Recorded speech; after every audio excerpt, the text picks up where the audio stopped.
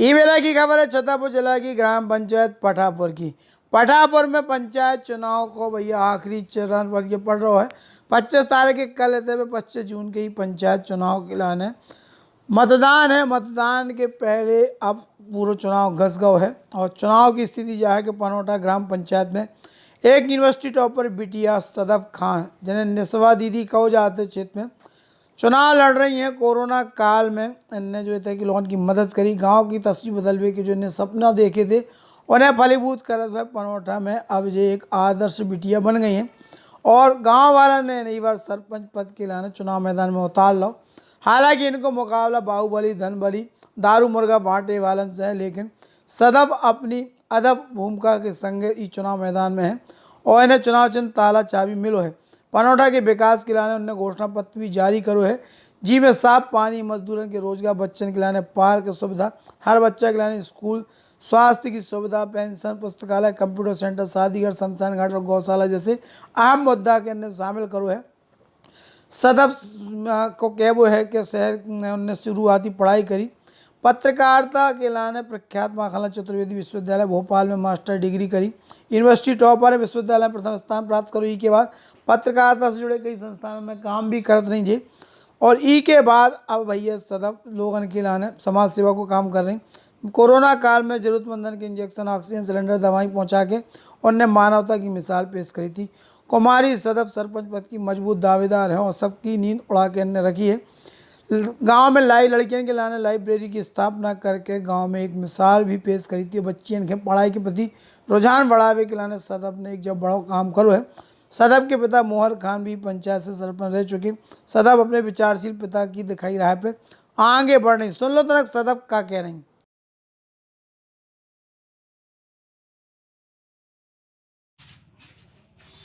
आप एक सबसे युवा प्रत्याशी हैं, आपको क्या आशीर्वाद देगी?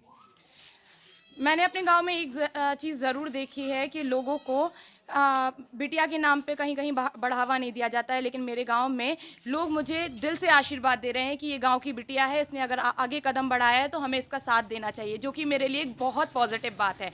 और इसी बात को और इसी आशीर्वाद को लेकर मैं आगे बढ़ रही हूँ और मुझे पता है कि आज का युवा आगे बढ़ रहा है, लोग ये देख रहे हैं, लोग ये समझ रहे हैं। मोबाइल फ़ोन ने लोगों को हर तरीके की बात समझाने में काफ़ी फ़ायदा दिया है, तो अगर ये लोग अपने तरीके से समझते हैं तो बेहतर है, वरना मैं गांव में जन जन तक पहुंचकर ये बात समझाने की कोशिश कर रही हूं कि आज हम पढ़े लिखे युवा अगर गांव के लिए आगे नहीं आएंगे तो गांव के विकास की आप किस तरीके से उम्मीद कर सकते हैं, क्योंकि हमारा ही कर्तव्य बनता है कि आज आपने हमें पढ़ाया लिखाया है तो हम गाँव के लिए अच्छा और बेहतर कर पाएँ।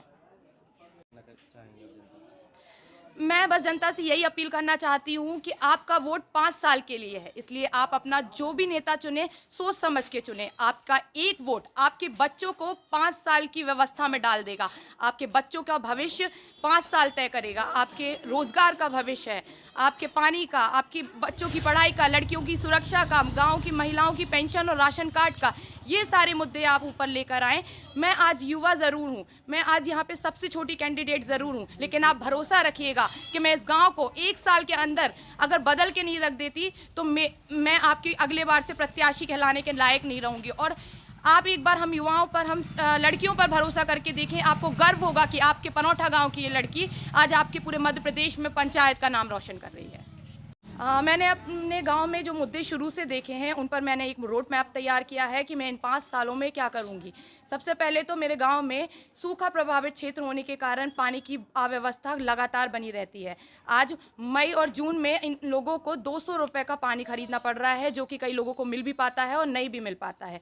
सबसे पहले मैं प्रयास करूँगी कि गाँव में एक बेहतर पानी की व्यवस्था हो पाए।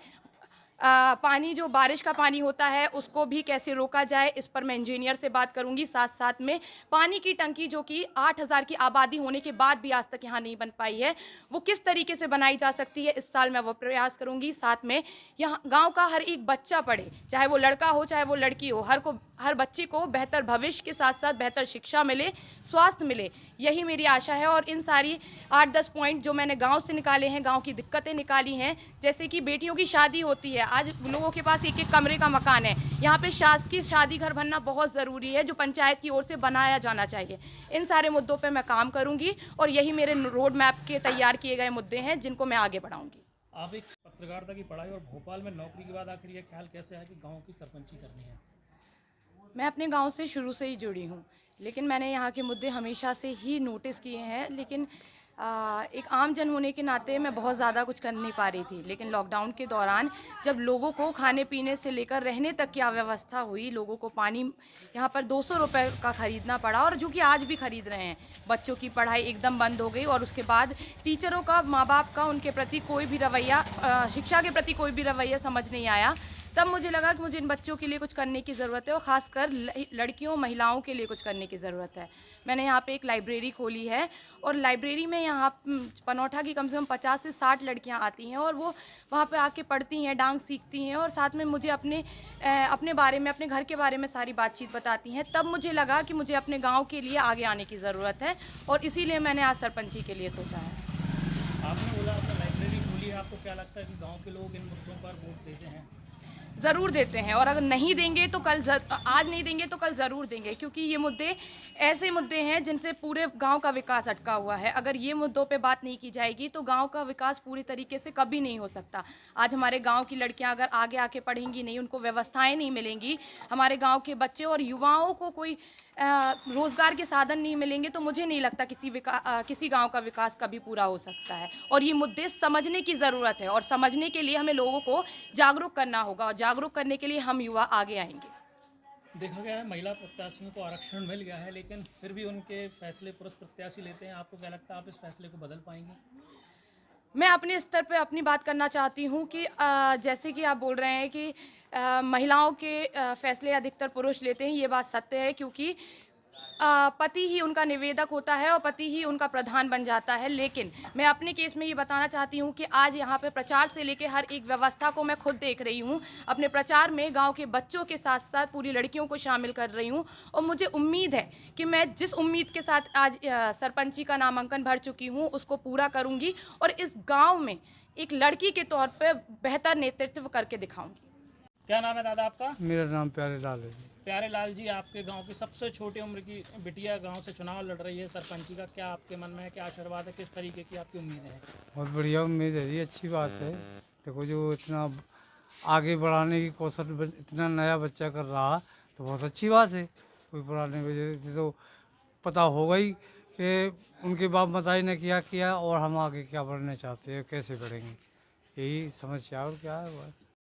लॉ फील्ड में कैरियर बनाने वाले छात्रों के लिए खुशखबरी। श्री कृष्णा यूनिवर्सिटी छतरपुर आपको देते हैं BA LLB, LLB, LLM bar council of India से मान्यता प्राप्त, UGC and MP state government से मान्यता प्राप्त बुंदेलखंड की सबसे हाईटेक यूनिवर्सिटी, क्योंकि हम देते हैं well educated teaching faculty, moot court, समय समय पर देश के प्रख्यात न्यायाधीशों द्वारा मार्गदर्शन, court visit, internship, enrich library. तो आज ही प्रवेश लें और बने एक सक्सेसफुल लॉयर। संपर्क करें नेशनल हाईवे 86, सागर रोड, छतरपुर, मध्य प्रदेश।